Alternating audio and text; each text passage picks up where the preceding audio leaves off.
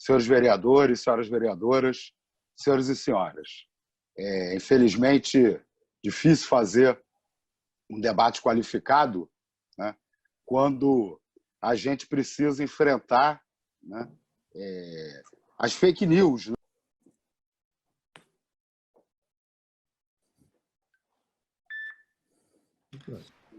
Está sem som. Você está sem sem som. som, Renato. Está sem som. Alô, alô. Agora está. Agora? Obrigado. Então, senhor presidente, eu estava dizendo que é lamentável escutar a fala do vereador Leandro Lira. Eu vou citar diretamente, né? Ele fica aí dando uma de bom moço, falando genericamente da oposição, mas ele acabou, mais uma vez, de me chamar de terrorista, né? Diz que quer fazer o debate sério e fala coisas absurdas, né? Bem no nível, né, das fake news que qualificam essa extrema-direita hoje no Brasil. Por exemplo, falando, né, dos governos que o PSOL apoiou, do PT, da Dilma. O Leandro é grandinho, o Leandro conhece a política, ele sabe, né, que isso aí é uma mentira deslavada, né, que o PSOL fazia oposição aos governos do PT. Né? E aí, eu também criticava os governos do PT em função, né, de seguir o programa radical, liberal moderado, né? E isso significou, sim, contribuir com o desmonte do SUS. Mas não é essa a discussão fundamental agora. A discussão fundamental agora é o povo brasileiro ver como, né, que está se engendrando esse discurso genocida. Né? Então, em primeiro lugar, é muito importante, né, as pessoas perceberem o seguinte, que daqui a alguns meses, né, eu espero perder essa disputa, né, perder essa discussão, mas daqui a alguns meses, ou eu vou ser reconhecido como terrorista, ou o vereador Leandro Lira, o presidente Bolsonaro e todos os outros dessa laia aí da extrema-direita vão ser reconhecidos como genocidas. Né? E percebam como eles estão sendo hipócritas na construção desse discurso. Né? Desde o primeiro momento, vários da esquerda, vários cientistas, independente de serem de esquerda ou não, vêm defendendo o isolamento radical.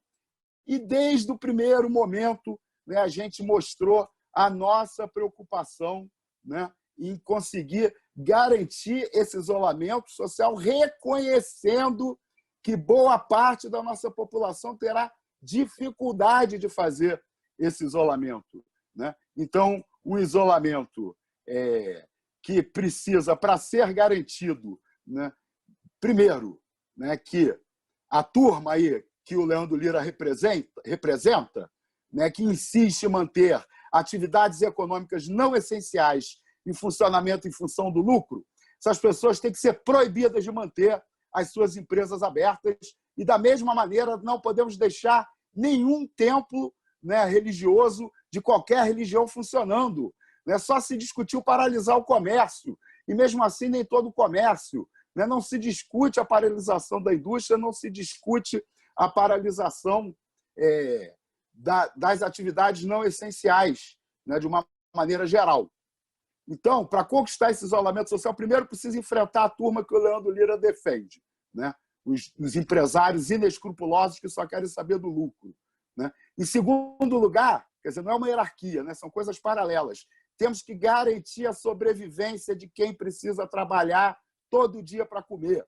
Né? Isso a gente está falando desde o início. Né? Nós lançamos, a bancada do PSOL, aqui do Rio, lançou no dia 18 de março a proposta da bancada do PSOL para combater o coronavírus. E a gente fala, né, da necessidade de garantir o fornecimento de água nas áreas de baixas coberturas, garantir alimentação para os estudantes no quadro de segurança alimentar. Né? São vários pontos que tratam justamente dessa preocupação desde o início.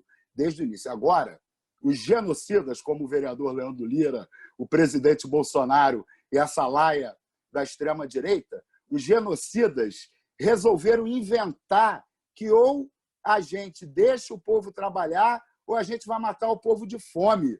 Né? E isso não é verdade, porque se a epidemia não for controlada, a economia vai parar de todo jeito e vai se recuperar pior depois. Né? Como demonstra um estudo do Banco Central dos Estados Unidos, sobre a epidemia de 1918. Né? Então, senhor presidente, eu quero encerrar aqui a minha fala. Né? Em primeiro lugar, eu quero indicar, né, a leitura da matéria da Folha de São Paulo, né, de hoje, né? Isolamento radical contra coronavírus pode salvar 1 milhão de vidas no Brasil, aponta o estudo. Cálculo é da mesma equipe britânica que fez o ministro Boris Johnson abandonar a abordagem mais leve. Né? Então, a imprensa está avisando a ciência, a imprensa está transmitindo os avisos da ciência, os estudos estão sendo feitos, precisamos avançar para o isolamento radical. Os genocidas estão preocupados em garantir os lucros, né? Porque o desemprego é tão grande no Brasil, né, que eles apostam que, se os trabalhadores morrerem, eles vão poder substituir e manter os negócios funcionando e manter os lucros. Né? Mas não vão, porque a economia vai ficar pior se essa pandemia ficar descontrolada no nosso país. E, presidente, eu quero ler aqui, né, um texto que foi traduzido para o portal Contra Poder, né, pelo meu assessor Daniel Monteiro, né, assessor do nosso mandato, filósofo Daniel Monteiro.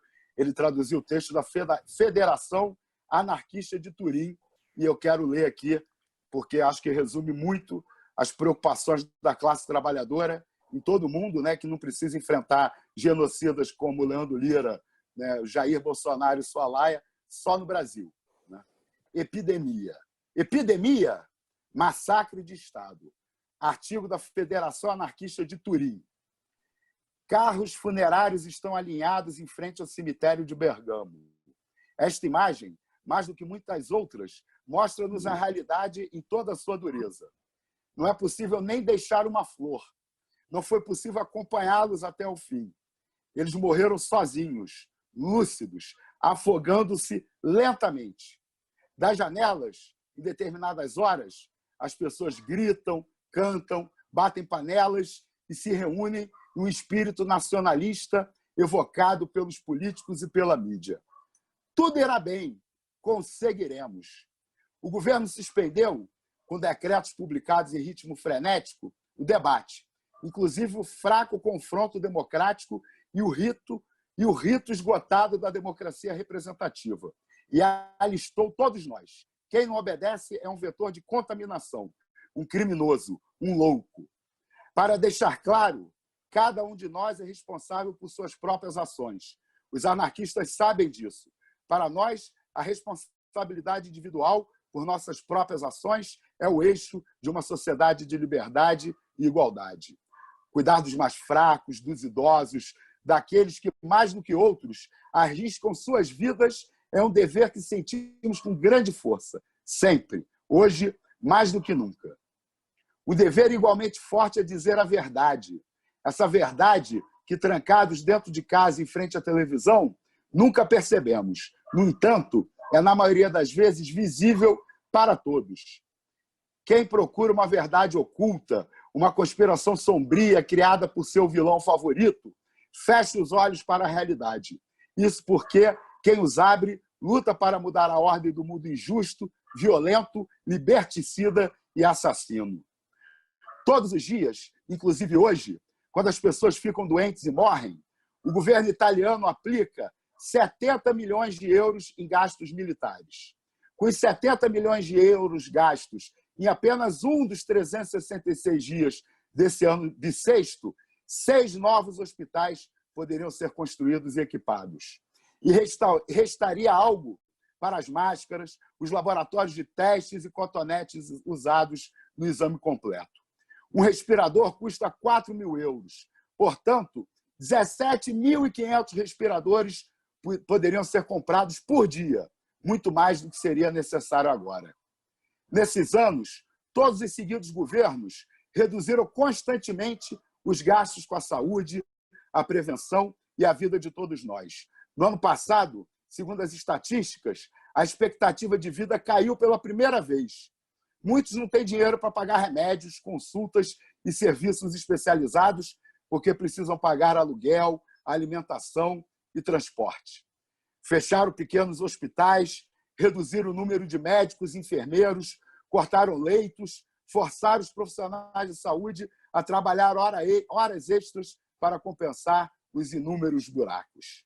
Hoje, com a epidemia, não há mais filas, não há mais listas de espera de meses e anos para investigação do diagnóstico. Consultas e exames foram cancelados.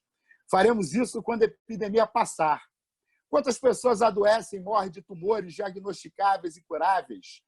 Quantas pessoas verão suas patologias piorarem, pois colocaram em quarentena o que resta da saúde pública? Enquanto isso, as clínicas privadas fazem alguns movimentos publicitários e publicam os negócios, porque os ricos nunca ficam sem tratamento. É por isso que o governo nos quer nas varandas cantando. Estamos prontos para a morte. A Itália chamou, hino nacional. Eles nos querem em silêncio e obedientes como bons soldados, carne de canhão, sacrificáveis. Mais tarde, quem sobreviver ficará imune e mais forte. Até a próxima pandemia. Por esse motivo, de nossas varandas, nas paredes das cidades, nas filas de compras, dizemos em voz alta, apesar da máscara, que estamos enfrentando um massacre do Estado. Quantas mortes poderiam ter sido evitadas se os governos desses anos tivessem tomado decisões para proteger nossa saúde? Foi um erro, não foi um erro, mas uma escolha criminosa. Ao longo dos anos, pesquisadores de doenças infecciosas alertaram para o risco que corríamos de uma possível pandemia. Foram vozes deixadas no deserto. A lógica do lucro não permite flacidez. Quando tudo acabar, as indústrias farmacêuticas que não investem em prevenção farão negócios. Elas vão ganhar dinheiro com os medicamentos descobertos por muitos pesquisadores que trabalharam para a comunidade e não para enriquecer aqueles que já são ricos. Acostumamo-nos a acreditar que somos imunes às pragas que afligem os pobres, aqueles que não têm meios de se defender, aqueles que nem sequer têm acesso à água potável. Dengue, ebola, malária, tuberculose foram as doenças dos pobres, das populações atrasadas e subdesenvolvidas. Então, um dia, o vírus embarcou na classe executiva e alcançou o coração econômico da Itália e nada foi como antes. Embora não imediatamente, a mídia, os especialistas e os governos nos disseram que a doença mata apenas os idosos, os doentes, os que também têm outras patologias. Nada de novo, é um fato normal. Você não precisa de um diploma de medicina para saber isso. Então, todos pensaram que, na pior das hipóteses, teria uma gripe extra. Esta informação criminosa encheu praças, bares e festas. Não foi por isso que a responsabilidade individual, que também passa pela informação e pelo entendimento, falhou. Mas isso tira um pouco dessa aura de santidade que o governo está tentando usar para sair ileso da crise. E, quem sabe, talvez até mais forte. Eles nos dizem que nossa casa é o único lugar seguro. Não é verdade. Os trabalhadores que precisam sair todos os dias para ir à fábrica sem nenhuma proteção real, apesar dos pequenos consolos que a Confederação das Indústrias oferece aos sindicatos estatais, voltam para suas casas todos os dias. Há parentes idosos, crianças e pessoas frágeis lá. Apenas uma pequena parte dos que saem para comprar ou respirar um ar tem proteção, máscaras, luvas e desinfetantes que não estão disponíveis nem mesmo nos hospitais. O governo alega que a proteção... Vou tentar concluir, presidente. O governo alega que a proteção não é necessária se você for saudável. É uma mentira. O que eles nos dizem sobre a propagação do vírus claramente nega isso. A verdade é outra. 2 meses após o início da epidemia na Itália, o governo não comprou nem distribuiu as proteções necessárias para impedir a propagação da doença. Elas custam muito.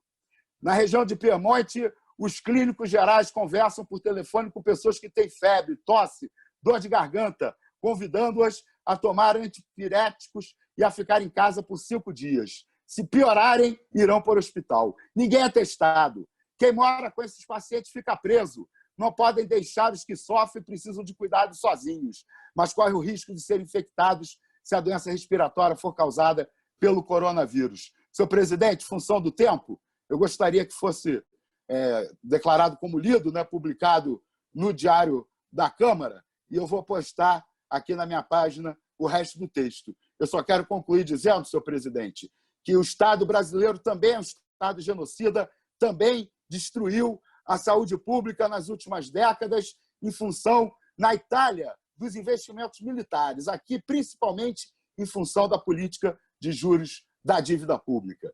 Nós estamos à beira de uma tragédia. Tentar relativizar a necessidade do isolamento social nesse momento é um comportamento genocida. E essa Câmara Municipal ainda não cumpriu a sua principal responsabilidade nesse momento, que é garantir a paralisação de todas as atividades não essenciais na nossa cidade. Terrorista é uma ova